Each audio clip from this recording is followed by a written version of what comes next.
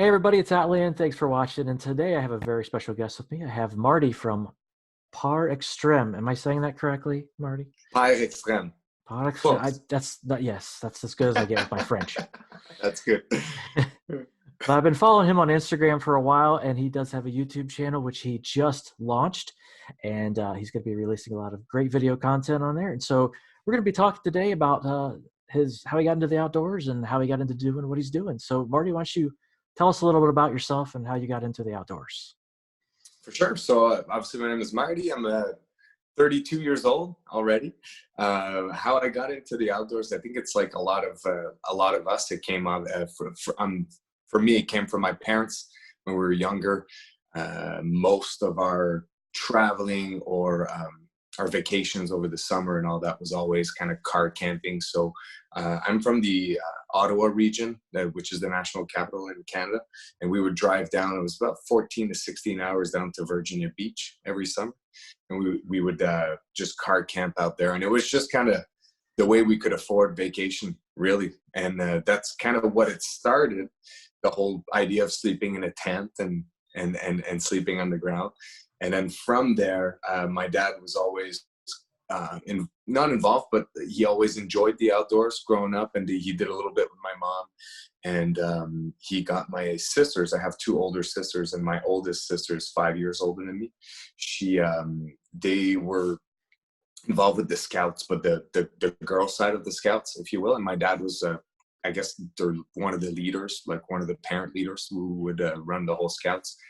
And they tried putting me in the Scouts myself as well when I was young, but all the meetings and everything was just too brutal for me. I needed to move. But what I did do, and the reason why I'm saying that is that my dad, I was very fortunate. Like I said, my oldest sister's 5 years older than me. So when I was, 7 years old, I would go on those summer and winter trips with them, with my dad.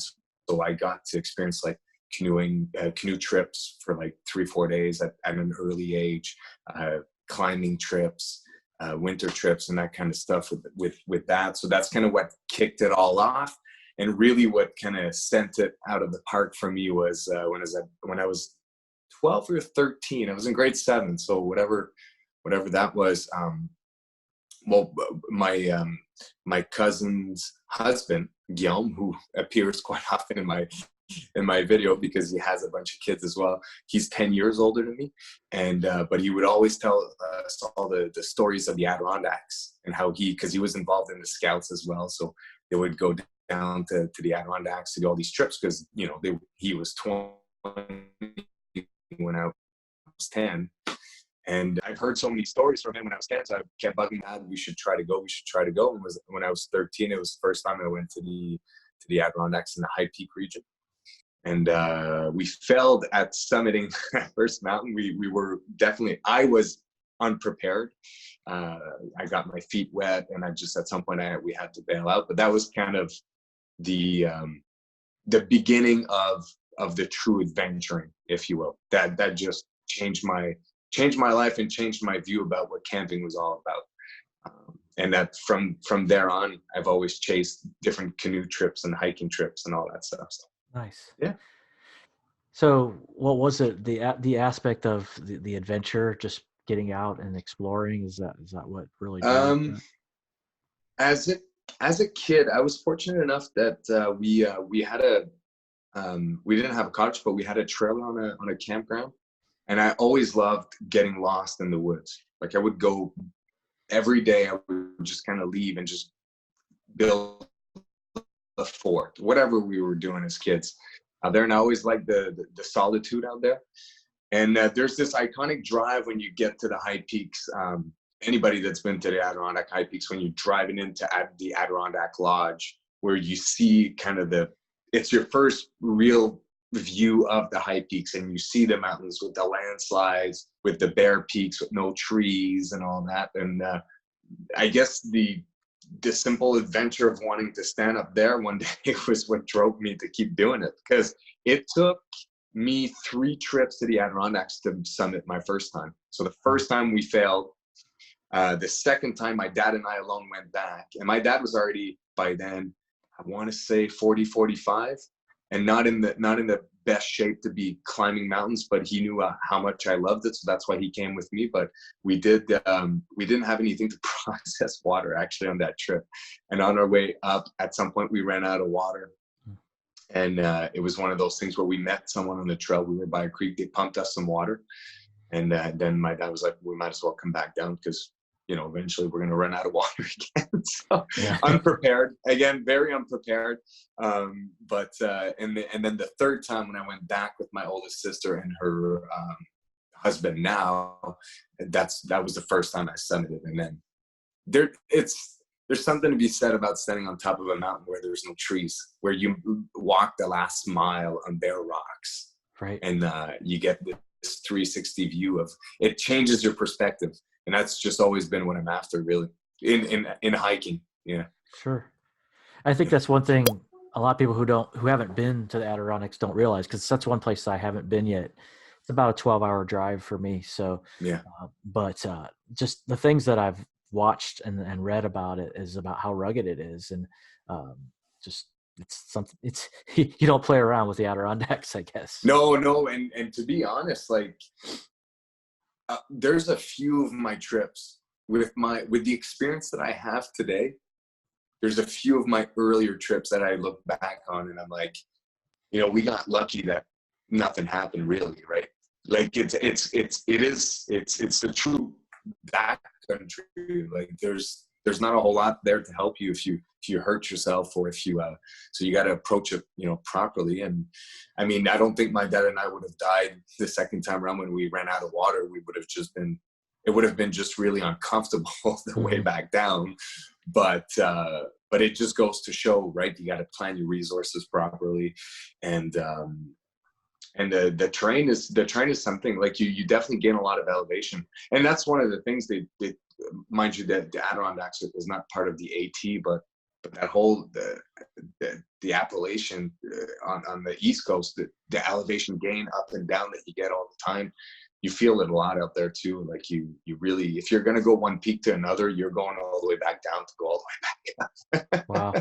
There are some ranges where you can stay a little bit more at the top, but yeah, usually you go back down the valley and back up again. So it's definitely there's certainly a level of fitness that you got to be involved. And I think for first time hikers, one thing that people have a hard time grasping is, if we're going on a hike where we're going to climb a mountain that's above, 4,000 feet, 5,000 feet, you're going to be gone for 10, 12 hours. You're going to walk for a long time. It's not like a 2-hour loop. Like you're gone for a full day and a little bit, right? Right. So those 2 times, I don't think we realized that when I was younger. The first 2 times we ran out, like we just didn't. It's hard to understand. It'll take 5 hours to get up there, mm-hmm. and 3.5 to come down, right? So they're long days, but they're still worth it.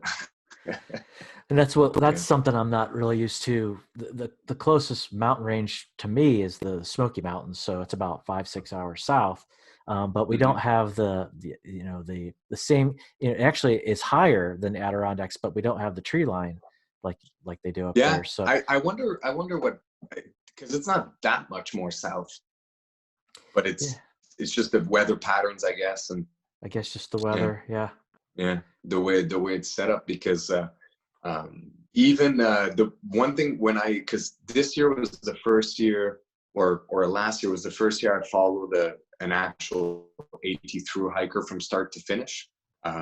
It was frozen, actually, just out of the nowhere, just recommended in my feed at one point, and it happened to be the first video he posted, and I stuck with him, and I absolutely loved the journey to follow him. But at some point, and I don't remember where on the AT, but he says, "Oh, we just made it to the highest peak," and I'm like, well, Mount Washington is so much more rugged. Like, to me, I thought Mount Washington was the highest, and I was always told it was the highest of the Northeast. But I guess there must be a divided line at some point. But it's higher than Mount Washington, but it doesn't have the feel at all. Because Mount Washington, you're above tree line for a while. For I want to say a couple of miles. Like you get out of the tree line, you're nowhere near done. You got to keep going for a while. Yeah, which is a neat experience. But yeah, right. Because I've hiked to the top of Mount Mitchell, which is in North Carolina, and I think it's supposed to be the tallest peak east of the Mississippi or something like that. But it's okay. literally trees all the way to the top. Like you don't even realize you're at the top because you're just surrounded by forest, and then all of a Mm, sudden you're on top of a rock outcropping, and you're like, oh, I'm at this top of this huge yeah, mountain. probably still a beautiful lookouts and all It that. is, yeah, Yeah, it's gorgeous, and it's a tough hike, but I think it's a different experience, like you said. you don't see it coming for No, sure. no, And the you know, now we're in the whites, but and it's the same for the Adirondacks, but the whites it's even worse. The weather pattern changes super fast mhm. above tree line in the whites, so you got to be that level. Like I did I only did Mount Washington once, and I was 18 or 19 at the time. And this is one of those trips that I look back and I was like, man, I was not ready for what I did, but things kind of turned out. But when we went there, and I had that discussion after with the Rangers and with other people that I know that have submitted Mount Washington, and we did it on January 3rd, so in the middle of the winter, like just like in the harsh cold. It's known fact that if you're going to Mount Washington, you might not summit. It's just part of the deal. Like it's just the weather patterns are so terrible. And for us, we were in college at the time, so we had no itinerary. We went out, we just wanted to hike it. And it took us, it's either 3 or 4 attempts on different days to get up there. And the last time we got it, what we had realized is that by noon, for whatever reason, it'd be full out blizzard. You couldn't be above tree line. Like it'd be very dangerous to be above the tree line at noon. So what we ended up doing is we climbed up the mountain, and in one of the ravines out there's a hut you can, at the time it might have been $10 US dollars, where you could sleep there, kind of a shelter, but like full on doors and a wood hut, a stove and all that. And a guy would climb every morning to pick up the money. But we woke up at, I think it was 2 or 3 a.m. that morning, and then we summited for sunrise, which was one of my favorite experience in the wild ever. Like just like being that high and seeing the sun above tree line to watch a sunrise on Mount Washington and on January like 4th when it's super cold. Like, and it was amazing. I don't have the words to describe it, but as soon as we climbed back down, we got into the tree lines. As soon as we got into the tree lines, it was just chaos up there. Wow. And yeah, and even the first time we went out, because you have the Rangers are pretty avid out there. I think because one of the things I learned actually in the last 2 years from Mount Washington is I believe it's one of the deadliest mountains that we have in North America. So that was news to me up until 2 years ago. But the Rangers are quite involved on the trail out there. And once the first attempt, he actually pulled us out of the tree line. So he chased us up because he knew the weather pattern. He knew we had left for summit, and he came out of the tree line, and he brought us back down and says, "You guys can't go anymore." Yeah. And the wind gets so strong up there that it knocks you off your feet. And I believe that's already like 13 years ago, 14 years ago. So I can't remember exactly what he said, but I believe that means it's above 100 miles an hour or 100 kilometers an hour. It's one of the two where it knocks you off your feet. So, and even crazier, it pushes you up the mountain. Like it's not like the wind will go up for the summit. Like you'll get that push up. So it's an interesting mountain, but it's a beautiful mountain. I have to go back. I haven't gone back since because the whites for me are about 6 hours away. So it's a 5-6 hours. It's a bit further. The Adirondacks are 3.5, more reasonable, if you will. I have to go back. Definitely have to go back. Yeah. So I watched one of your early videos. I think it was in the Adirondacks, and you prefer to camp in the winter, right? You enjoy the winter. Yeah, compared to most of my colleagues now on YouTube, when the winter comes around, most of the backpacking community kind of slows down a little bit and they'll fall more into gear review mode and all that stuff. I do most of my hiking in the wintertime personally. It's always been what I did, and I really don't know why I started that at the time, but it was definitely inspired by my my cousin's husband Guillaume, because he used to go out in the winter all the time, and I fell in love with it. And I fell in love with it because there's a couple of reasons. It's not the first time someone asked me this. I've had the opportunity to think about it, but first and foremost, you have the trail to yourself. There's nobody crazy enough to go sleep on top of a ridge. Like you'll encounter very little people. So that's one of the aspects that I really enjoy about the backcountry, is the solitude and just the peacefulness of it. Mm-hmm. That's number one. Number two, in the Adirondacks, it's black bear country, and like serious black bear country. So in the wintertime, it's just nice not to have to worry about the bears, to be honest. There's a lot of bears out there, and there's no bugs. The bugs is definitely a big one. So it requires more equipment, and you carry a lot on your back, but the reward is pretty neat. Like you have to work pretty hard for your summit. So it's neat. It's definitely, I really enjoy it. Yeah. There's something to be said about being out in the snow and not have to worry about the bugs. And like you said, the peace and quiet, it's very special. I stole this line from a lyric from a band I can't even remember, but they were, I guess the line they'd use was, it's a deafening silence. Mm-hmm. It's the winter has such a silence to offer.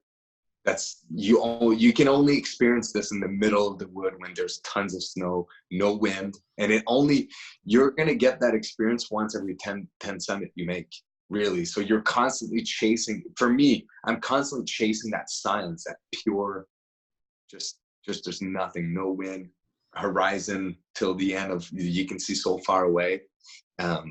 It's a neat feeling to experience. So I guess that's a major reason why I keep going back personally. Nice. So you talk about, let's talk about gear, since you're talking about the amount of gear that you take. So what kind of gear do you take on a usual trip? So I guess if we, let's start maybe with shelters, or kind of sleep system and shelters. So I've only really done tents so far and sleeping on the ground. This last summer, I went on a portaging trip in the Algonquin for 4 days, and the last day, it was a beautiful day out, and I had one of them chillax Costco hammock that I set up, and I ended up cowboy camping it. It'll come out in one of the videos actually this month of that trip. And both of the other guys I was there with are all hammock campers. And so they told me, you should try it. It's not an ideal hammock to sleep in because it makes you do the banana. But he said, if you get in that angle, right, and you sleep like in a cross angle, and I also used my sleeping pad underneath me to kind of provide that rigidity. Mm-hmm. And I really enjoyed it. I don't think I've ever slept that well, to be honest, camping. I really enjoyed it, but I've never, other than that, that's my only experience with it. And until most of my, not most, but and a big part of the channel is me going out with my kids. Because my kids are 6 and 7 right now, they're going to turn 7 and 8 at the end of the month. And it's kind of one of those things where for now, I like to keep them in my tent, right? So I have this 4-person Limelight from Marmot tent. Mm-hmm. Not ideal for backpacking, which backpacking, I usually don't carry gear with the kids. We usually car camp, and then we do mountains. Okay. So we don't have to carry anything on our backs. But when we go portaging or canoe camping or bike packing, that's what I bring around. And I love that tent. That tent is phenomenal. Keeps you dry. It's spacious. It's good in the wind. It's a great tent. But yeah, until they're going to be, I don't know, until they tell me they don't want to sleep with me in the tent anymore, I think we're going to keep everybody in the same shelter. But eventually my goal is to get them, have everybody independent, your own cook kit, your own sleep system, your own shelter, so we can all kind of experience it together, but at the same time, all have our own independence within that.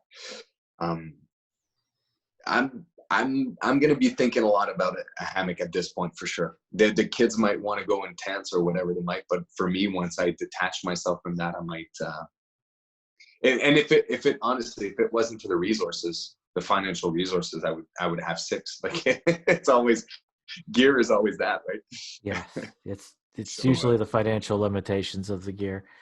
Absolutely. So that's my shelter, and for my sleep system, I've always been a mummy guy. I'm very interested in trying out the quilts. But again, you know, you buy a good mummy bag, it'll last you 12, 15 years. So it's just one of those things where it's like, well, I have a working sleep system that works really well in the winter, for example. And then last year I made a mistake with my boots and I had some major frostbite in my toes. So this year I bought mountaineering boots, like, you know what I mean? Instead of buying a quilt, right? It's more. But eventually I'll definitely get into the quilt because it looks pretty comfortable. And I usually end up using my bag like a quilt anyways, except in the wintertime. In the wintertime, I zip it up all the way through. But in the summertime, I use it like a quilt. Yeah, I'm still using a North Face mummy style bag in my hammock, and it works great. So Yeah, eventually I'll get a quilt. But absolutely. Well, it's one of those things too when, again, I banked a lot of, if you watch my first video, I said in the video where I banked a lot of trip videos from last summer because I was too busy to edit anything. And I knew I would wanted to have like an official launch and go from there.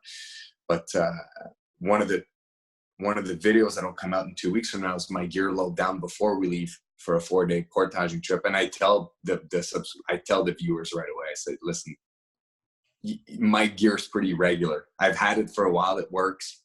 It's not the lightest, it's not the heaviest, but for me, it doesn't stop me from going. So, and that's the trap. We got to be careful. And in my opinion, us as YouTubers, yes, it's fun to inform people and it's fun to give them all the information they need to buy the proper gear, because if you are just starting out, you get to make the right pick to start, right? Mm-hmm. So it's important that we provide that information, but we need to remind people that, listen, the first guys that climbed Mount Everest had nothing. So if you want to go on a hike, go on a hike. Don't wait for the gear, right? Exactly. Yeah, I agree 100% because we like, you're right. We tend to get wrapped up in the gear, and you know, there's so many cool innovations right now. So it is, you know, things just keep getting lighter and you know, more durable, and it's real easy to get wrapped up in that. Yeah. But backpacking is not about the gear. It should not be about the gear. For sure. It enhances the experience, and I'm super happy. Like I'm super happy for some of the YouTubers out there that are super knowledgeable in gear, have a ton of gear, and they provide that information. Like I said, I think it's super valuable. But at the end of the day, we do need to, you know, at the end of the day, my motto with Pere Extreme is really to inspire people to go outside. So, and I like the fact that my gear is not the most technical. It's not the greatest. It'll probably become over time as I keep doing this. And if I become a little lucky on the channel, and maybe, you know, sometimes you get a little freebies here and there. So sure, it'll upgrade over time. But I like the fact that you know, when I go bike packing with the kids, man, I'm carrying like 250 pounds behind my bike. Right. So, yeah. and it doesn't stop. We go for 5 days, whatever, man. and usually what causes me to actually subscribe to an outdoor channel is a trip video. When someone does a trip video, not a gear video, unless it just depends. But usually I want to follow their adventures. So a good storyteller is nice. And something that I'm personally working on is trying to keep it as authentic as possible in the moment. You know what I mean? And one of the guys, in my opinion, that does it really well, and I think that's why he has such a huge success, is Joe Rogan. It's uncut, it's raw, it just is. You know what I mean? And and there's a lot to be said about that. And some people might judge his his work, like his work with the camera or anything, but to me, it's like, no, that's raw. That's just what it is to be out there. And it's a clear picture, in my opinion. So I like that a lot, actually. So I'm trying to remind myself of that when I'm trying to tell the stories in my videos, if that makes sense. Mm-hmm. Yeah. So Speaking of that, though, what kind of equipment do you film with when you go out? So my system is pretty straightforward, and it's very simple. And there's two reasons for that. Number one, when I go out with the kids, it's so much logistics already to have to worry about the kids and take care of them, that having a very simplistic setup allows me to capture moments. And then, you know, again, financial resources and what I have with me. But for now, what I've been shooting in, and I've been really happy, and actually the video I shot in my home studio with my lights that just came out on January 1st, it's all out of the iPhone 11. You know, I can shoot, and it's amazing if you combine. And if ever anybody wants to make videos with their iPhone, I'm not by any means an expert in videography, but from my research and what I've been working with is I use an app called iFilmic Pro. So I paid an extra, I think it was $20, and I get all the settings of the camera. And within those settings, so I can shoot. So the iPhone 11 will go in 1080p, will go from 24 frames per second, 48, and all the way to 240. And you can set presets in this app. So if I want to do, if I know I want to slow-mo a shot later, I can just hit the 240 preset right away. And then my workflow works pretty decently with that. And it works, the quality is, in my opinion, is awesome. And especially for, let's be honest, I'm not a videographer. I'm a storyteller. I'm someone that brings you along in my trip. So sure, some people say it's overexposed a little bit, the color, the way the color kind of work. Sure, but for me, I think people that follow me, they're into my stories a lot more than the sunset that I'm trying to take with my camera, right? There are people that do that and that those are the people you'll see with the red $15,000 camera with the lens that are this long. So for me personally, the iPhone 11 is simplicity at its core. It's one thing I have to use. It's got my GPS in it. It's got the iFilmic Pro app that I really enjoy, because even just being able to have there's a dial on the right hand side, you can dial in your focus. So you can even do some neat little just like effects, if you will, as you're rolling. I really enjoy that. And then with this, I have the Joby, the Gorilla Pod, the 1K, and one of them clip at the top that I put in for the phone that has is it called the shoe where you put the microphone in? And I use the Rode Mini, or the small one. It's a very popular one. It's like $80 on Amazon. The micro. The micro, that's exactly what it is. The micro. And then for the last trip, actually, I just came back this weekend from a cross-country ski trip with the kids in a cabin. It was our second edition this year, and I used this time around the Ultra Pod that I got the recommendation from the Shill brothers, actually, on one of their latest video. I think it was like they were talking about what they wish they would have had earlier on. And they said that, so I got it right away, and I don't think I'll be using my Gorilla Pod anymore. It was just so light, simple. I can fold everything, and I typically keep everything inside my shell, just inside my shell. I don't even put it in a pocket, because you usually have like a strap around your waist, so nothing can fall down. And that's kind of how I keep my camera gear warm on me, anyways. And it just folded. I could put it there, and I was like, wow, like neat, compact. And in my opinion, it actually straps better to trees than the Gorilla Pod, because the strap actually, the Gorilla Pod over time, it's my second that I have now, and the insert of the bead broke, like they crack, and then every time you try to bend it, they come out after a while, right? Yeah, I've broken 3 Gorilla Pods till I got my Ultra Pod. That's what I carry now, is the Ultra Pod exclusively. Okay. Yeah. So you feel the same then? Feel the same. I think it was Frozen who convinced me and the Show brothers to get one of those, and we all followed suit. Yeah. And which one did you get? Like I got the bigger one with the grippy stuff on it, the 2, I guess. I have the 2 as well. Yeah. Okay. Yeah. But I was super impressed with it, and a friend of mine is also starting a YouTube channel and a venture, and he was about to buy a Gorilla Pod. said, dude, buy the Ultra Pod. I know everybody wants the Gorilla Pod, but trust me, They break. don't buy it. Buy the Ultra Pod. I can believe it. And it's just so intuitive. It doesn't look like it when you look at it. Mm-hmm. It really doesn't give you that feeling that it'll work well, but it's phenomenal. So that's kind of my whole setup. Mm-hmm. And I have like an Anker 26,000 amp, which is way overkill that most people tell me, but I don't know. I go, like in the wintertime, I carry 55 pounds on my back. Weight is not an issue. It's just. Yeah. Have you seen the SmallRig? They're called the SmallRig cage. They make one for the phone, which is pretty nice. It's like the aluminum cage, and it actually has grips, and it has the shoe. And it's pretty neat. What's the? I've seen those cages for DSLR and all that. I guess I never researched what's the purpose for it. Does it give you more stable shots, or? It gives you more stability. Well, the main reason is protection for the device. More shell protection, but it also gives you more stability, more attachment points. For example, for this one here, this is in the SmallRig cage, and it's got all these, quarter-inch holes. Oh, so you can add a bunch of stuff to it.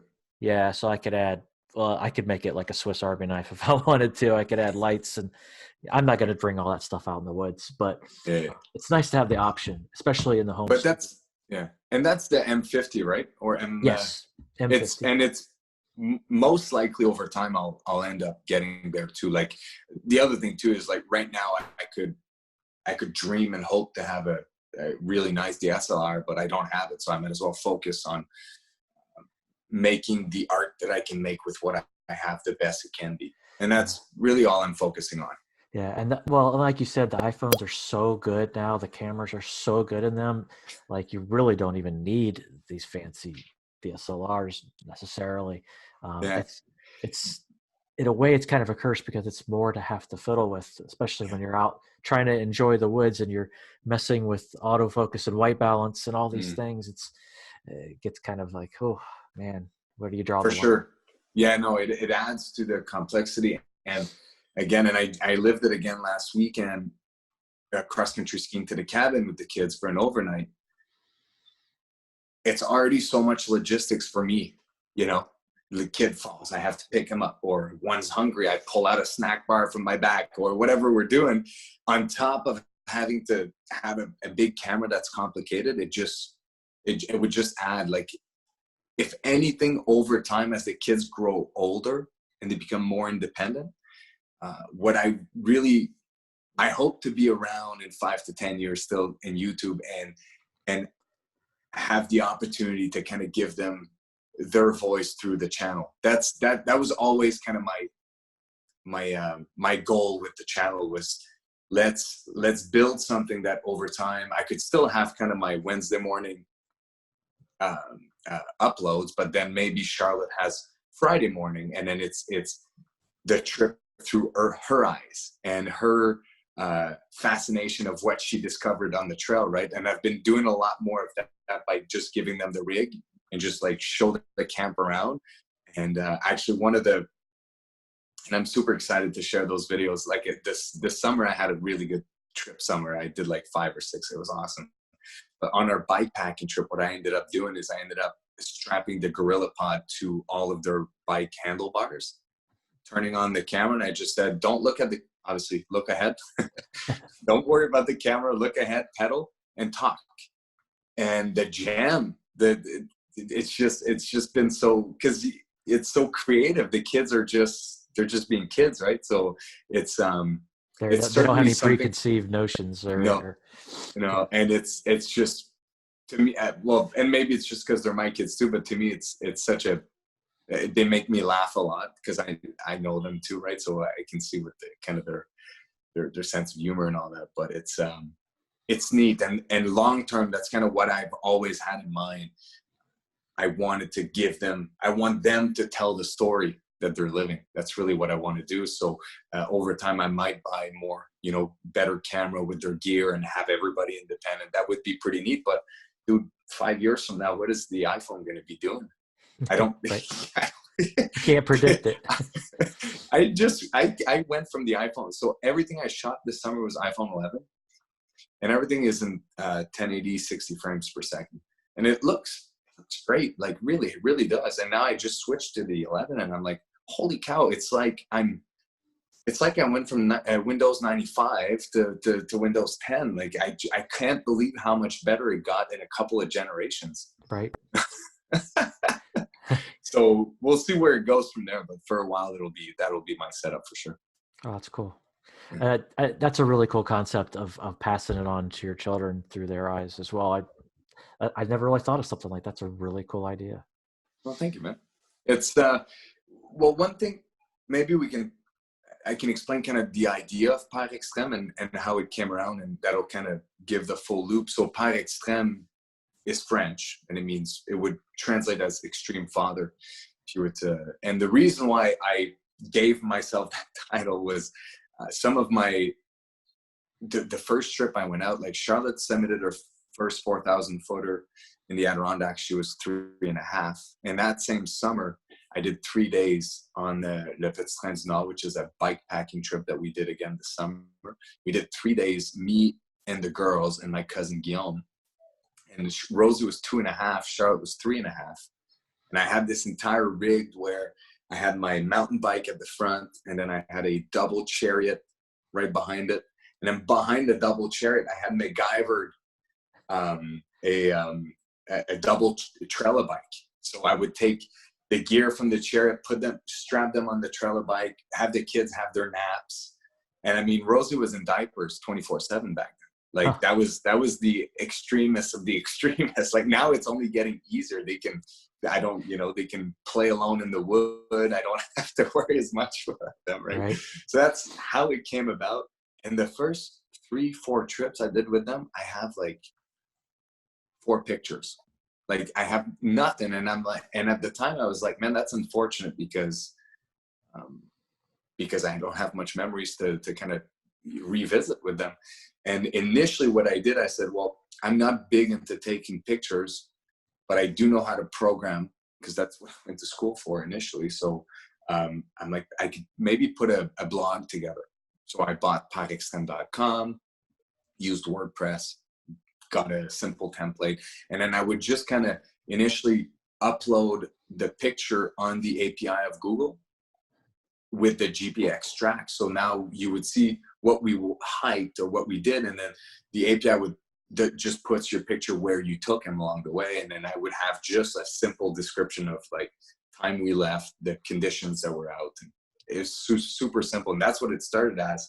And I was like, well, that'll be a cool opportunity for me to, because let's face it, you know, the world of the internet and coding and all that, it's definitely probably the future our kids are going to have to be able to swim in. So I thought, why don't I do this? And this way I can use this platform to teach them a little bit of the back end of how these things work, right?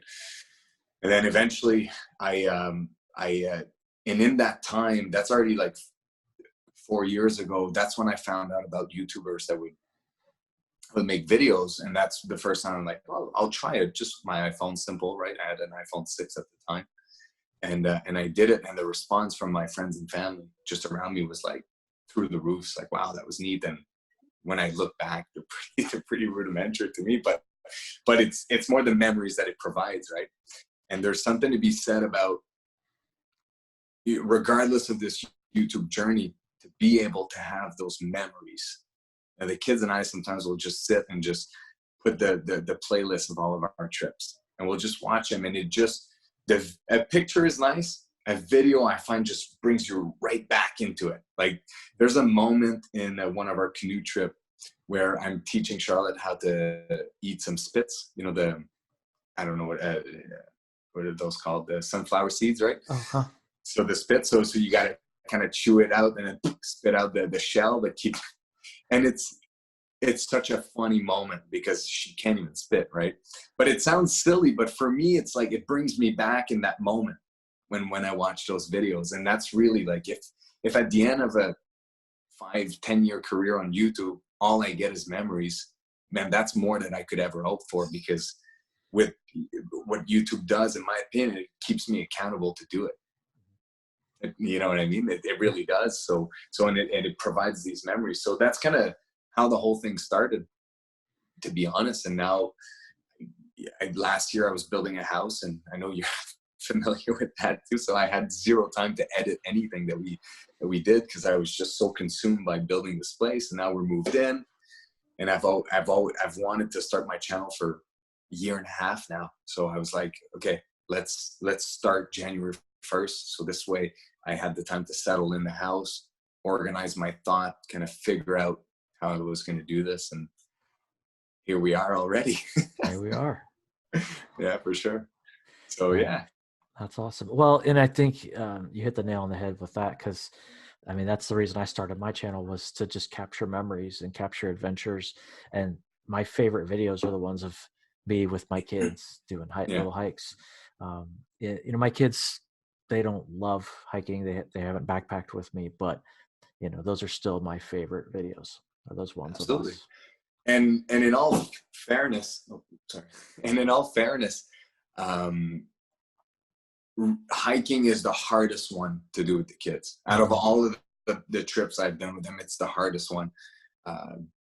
It seems to be the most physically demanding for them, I guess. And the fact that my kids can't really carry more than, and I don't know if I could put 10 pounds on their back. I really like to walk 6 hours straight. Because when we did Mount Mansfield last time, that's already not 2 years ago, we were in the mountain for 8 hours with the kids. And it's a 3.5 round trip for adults. Yeah. It's top to bottom.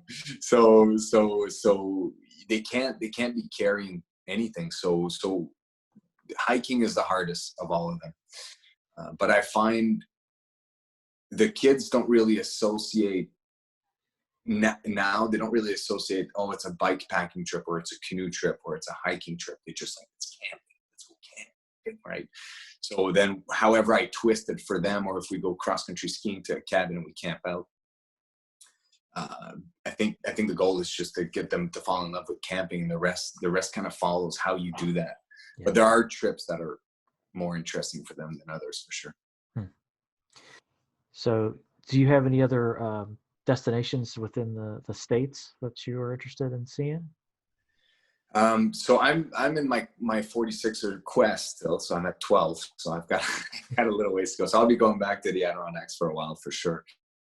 I want to go back to the Whites, because these are all driving distance for me. So in realistic thinking, this is probably going to be my playgrounds for a while. One of the mountains that I would love to do in the wintertime, and it's a challenging one, it's Katahdin. That's a big bucket list, because it's actually, apparently, I mean, from my reading, if you were to go climb in the Himalayas and to go do some actual alpine mountaineering, this is the kind of mountain that you actually go practice on, that we have around here, right? If you're from Northeast. So for me, that I'm really looking forward eventually to go do that right in the middle of the winter. And then if we go more in fantasy land, the long trails have always fascinated me. The first long trail I was ever introduced to when I was young, it was the what's it called in English? The Camino, the one from France to Spain. Oh, Camino de Santiago. Yeah. I think that's what it's called. So I think Dixie just did it. One of the other YouTubers. So that, for odd reasons, my parents were always aware of it.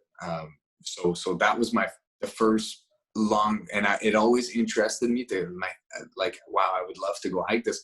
Meanwhile, up until I think 4 or 5 years ago, I didn't even know we have the AT and the PCT out here, and let alone the CDT and all that kind of stuff, or the long trail in Vermont. Yeah. So I'm very interested in the long trail. The AT is a big bucket list for me, but the realistic reality of this is that until my kids are, 18 and on their own, or 20, whatever life will, however life will be later, and then I have my career at the same time, I can't just leave for 4 to 6 months necessarily. So it's like, it might be one of them retirement project, but for me, life is pretty long. I look at it as, you know, life is long. You can accomplish a lot of things if you're intentional throughout your life. So for me, I put it back here and I'm like, this, it's not that I don't want to do it. It's that right now it doesn't work and I'll get to it. But in the meantime, there's so much more I can be doing. So I'm not stopping myself from doing anything. But the AT is certainly something that's been speaking to me for 5 years now. And it's like constantly on my mind. Yeah, I'm in the same situations. Like, I really want to do it, but there's just no way I can do it right now. It's not a good timing, and that's life, right? You just gotta pay with it. But one thing that I like to think about, if we do continue to do all these outdoor trips and the kids do continue to love it and all that, I would love to be able to share that experience with them in whatever way that might be, right? Maybe when they're 16, they'd be willing to do it on their own, but maybe I can take 4 weeks off and at least do a section with them, right? Maybe I won't be able to do the whole thing, but even I would assume that it would be a really fun adventure just to be the support anyways, to follow them, to help them along, to send them supplies. Like, had I known about a long trail when I was 18 or 20, most likely I would have at least attempted it. I don't know that I would have succeeded because in my opinion, well, I mean, there's a lot of people that are probably 18, 20 that succeed at doing it, but having a little bit more baggage, I think, helps. Yeah. To push you through the hard times for sure. Sure. Yeah. Oh, that's awesome. So let's talk about your YouTube channel here. So you officially launched it. On what, January 1st? January 1st. So it's funny because it landed right on the 1st, but the idea was to do a video a week every Wednesday morning for the whole year. So when the first Wednesday was January 1st. So I did because it was the first, I did, you know, it kind of all fell into place. I did a New Year's resolution / my 3 reasons why I believe you should spend more time outside this year. And that's kind of the kickoff. Yeah. Awesome. So you're going to be providing, so you've been banking up trip videos for a while. So you're going to be providing those and any kind of advice and gear reviews and things like that. Absolutely. So this year, there's a lot of trip videos that are going to be coming. They're all out of season because they start from last spring. Not ideal, but I captured them and I like them. I didn't want to waste them, so I'm putting them up. Some people might not enjoy that, but I watch in the wintertime some canoe trips all the time. So to me, I think over time it will all kind of level itself out. But so I do have a decent amount of trips coming out. I've done some gear load downs prior, and then I did some. I will be doing gear reviews of stuff that I enjoy, tips and tricks. So the way I kind of organize the channel in my head, at least, is I kind of have these 4 or 5 buckets of content, if you will. So one of them is the trip videos. The other one would be anything gear related. So gear review, gear load downs, all that stuff. Another one, and that's something that I have to do a lot with the kids, so it's super relevant right now. It's a DIY section. So for example, for the bike packing trip, I had to make my bike trailer that carried all that weight. So I'm kind of showing how I did it. So if someone wants to be inspired by it, then take it on. Same thing, I needed to come up with a tethering system in case the kids get tired. So that's going to be in that section. And I'm hoping to get an enclosed trailer, like just a construction trailer, because we should be going for 3 weeks in Newfoundland earlier in the summer.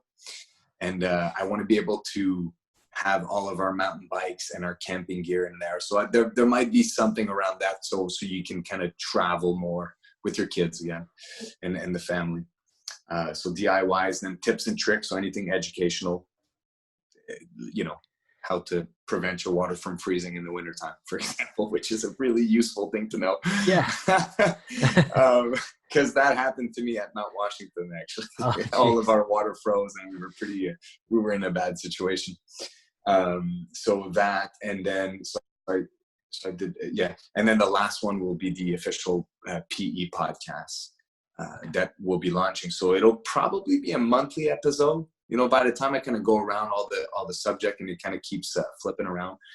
But the podcast was inspired by, first of all, I'm a fan of podcasts to start. So I always wanted to have a podcast. And then on our Algonquin trip last summer for 4 days, the two other guys that were there, Pierre-Antoine and Alain, they did a 12-day canoe trip down a major river in the Northwest Territory.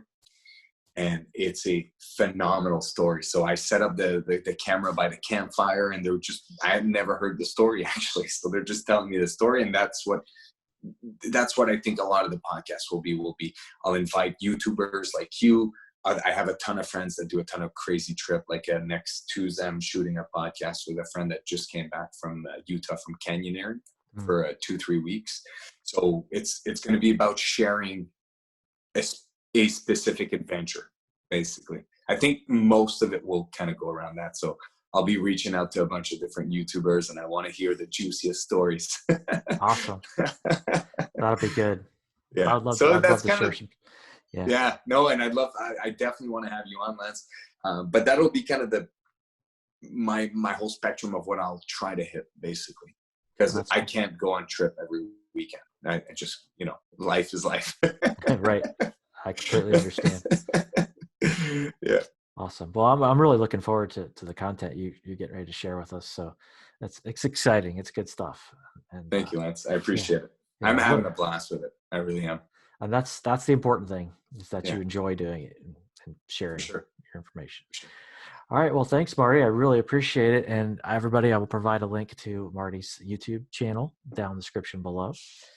Thanks so much for watching, guys. And thanks so much, Marty, for being on. And thanks for having me on, Lance. It's been a real pleasure to get to know you. It's been awesome. Likewise, man.